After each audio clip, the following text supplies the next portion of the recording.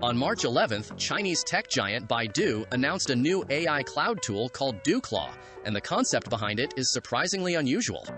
The service lets users raise AI shrimp, which is basically a playful way of describing AI agents that can run tasks automatically without complicated setup. Unlike traditional AI tools that require selecting models, deploying cloud servers, or configuring API keys, DuClaw works directly from a web browser with zero technical configuration.